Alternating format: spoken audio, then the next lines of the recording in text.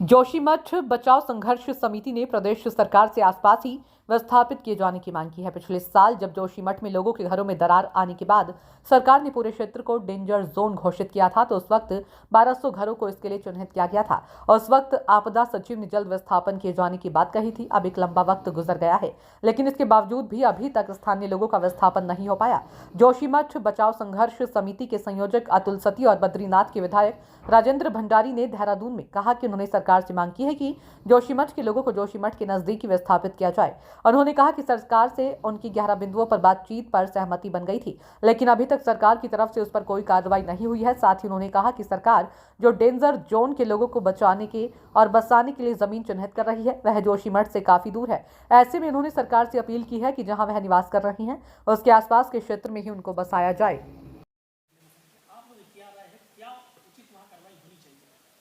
हम लोग जोशीमठ बचाव संघर्ष समिति पिछले साल 1.5 साल से लगातार जोशीमठ आपदा को लेकर के संघर्ष में है, लड़ रही है। उस आंदोलन के बाद जो है मुख्यमंत्री जी के साथ वार्ता हुई है, कुछ सहमति के बिंदु बने, लेकिन वो जो 11 बिंदुओं पर सहमति हुई उस पर आज तक कोई कार्रवाई नहीं है। इसके अलावा सरकार जो है विस्थापन पुनर्वास को लेकर के जो जगह चिन्हित कर रही है वो जोशीमठ से बहुत दूर है और हम लोग वहाँ जो है हम परंपरा से, आस्था से, कृषि से, व्यवसाय से जोशीमठ से जुड़े हुए हैं और जोशीमठ से हमारे और अन्य हित हैं, सामुदायिक हित हैं, सामाजिक हित हैं, लिहाजा हम जोशीमठ को छोड़ के जाना नहीं चाहते। हम पूर्व में भी जोशीमठ के आसपास ही 4-5 जगहें सरकार को सुझाव दे चुके हैं कि यहाँ विस्थापन किया जा सकता है, किंतु जो है सरकार उस पर विचार करने को तैयार नहीं है। कल फिर से जो है आपदा प्रबंधन सचिव से मिल करके और राज्य के मुख्य सचिव से मिल करके हमने उन जगहों का प्रस्ताव दिया। ये कहा कि जोशीमठ में जो है भूमि का मूल्य तय किया जाए, जोशीमठ के आसपास लोगों को बसाया जाए। इस पर कल सकारात्मक बात हुई और हमें अपेक्षा है कि इस पर कुछ होगा। नहीं होगा तो हमारा जो आंदोलन है, संघर्ष है, लड़ाई है, वो जारी है।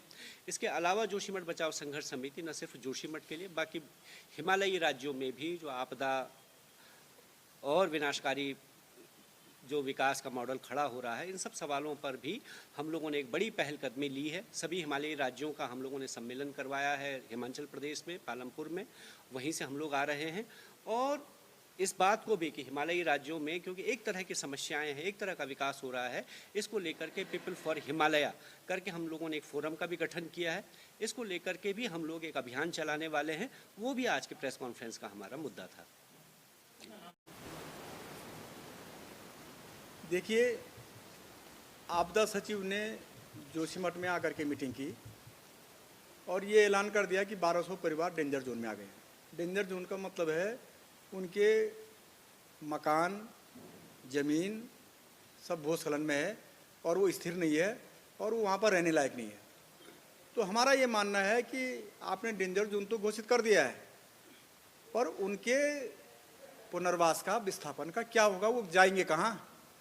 सरकार पहले तय करे, जो स्थान संघर्ष समिति ने दिए हुए हैं उन स्थानों पे वो हमारा रिहेबिलिटेशन करे, हमारा पुनर्वास करे और हमको उन सुरक्षित स्थानों पर जोशीमठ के आसपास ही बसाए।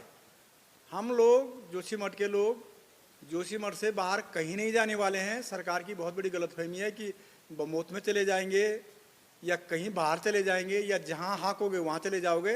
ये सरकार का डंडा नहीं है कि वो जहाँ हाँकेगी वहाँ लोग चले जाएंगे। हमारे हक हकूक़ है, देवी देवता है, जल ज़मीन जंगल है, 4 धाम यात्रा है, हमारा अपना जो है वहाँ का रख रखाव है, तो हम वहाँ छोड़ करके क्यों जाएंगे कहीं? भाई कहीं जाने का तो कोई सवाल ही नहीं उठता है। इसलिए सरकार तत्काल प्रभाव से जो डेंजर जोन में उन्होंने घोषित किया है, कौन कौन परिवार आ रहे हैं, उनके पास सारा लेखा जोखा है, तो उनका ज़मीन और मकान का वो पैसा दे और हमारा पुनर्वास जोशीमठ के आसपास ही करे। और बड़ी बात क्या है, जो वहाँ पर रिसाव हो रहा है, जो भूस्खलन हो रहा है, उसका मुख्य कारण है NTPC। तो NTPC तो सेफ जोन में है और जहाँ रिहायशी बस्ती है, जहाँ लोग जनता रहते हैं, जहाँ हमारे लोग रहते हैं, वो डेंजर जोन में आ गया है।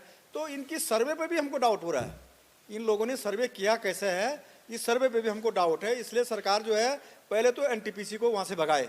जो उसकी टनल बन रही है, उसी टनल के कारण जोशीमठ का शहर भूस्खलन की चपेट में आया हुआ है। बाकी कोई जियोलॉजिकल कोई वहाँ पर कारण नहीं है, कोई का GSI चाहे कितने भी बोल ले, कुछ भी बोल ले, एकमात्र कारण है NTPC की जो टनल बन रही है, उसके कारण जोशीमठ को खतरा हो गया है और सरकार वहाँ से NTPC को तत्काल डेंजर जोन में घोषित करे और उसको वहाँ से हटाए और हमारा जोशीमठ के लोगों का पुनर्वास की व्यवस्था करे।